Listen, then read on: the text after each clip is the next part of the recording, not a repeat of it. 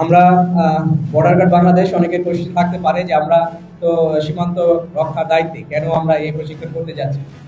এটা বাংলাদেশ সরকারের একটা উদ্যোগ যে সকল যারা আমরা আইন শৃঙ্খলা রক্ষাকারী বাহিনী আছি তারা যেন আমাদের এইরকম বিকল্প কর্মসংস্থানের জন্য আমরা এগিয়ে আসি।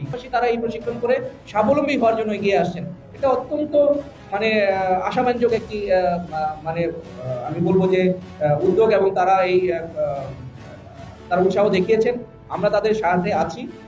প্রাথমিকভাবে 20 জন বেকার যুবক যুবতীদের এই প্রশিক্ষণের আওতায় রাখা হয়েছে। তারা প্রশিক্ষণের মাধ্যমে জ্ঞান অর্জন করে গবাদি পশু ও হাঁস মুরগি পালন করে অর্থ উপার্জন করার সুযোগ পাবে। আপনাদেরকে আত্মনির্ভরশীল করার জন্য এবং সমাজে পুরুষ এবং নারী সবাইকে সুপ্রতিষ্ঠিত করার জন্য, সম্মানজনক একটা অবস্থানে পৌঁছানোর জন্য সরকার বিভিন্ন দপ্তরের মাধ্যমে আপনাদের জন্য বিভিন্ন সুযোগ সুবিধা রেখেছে।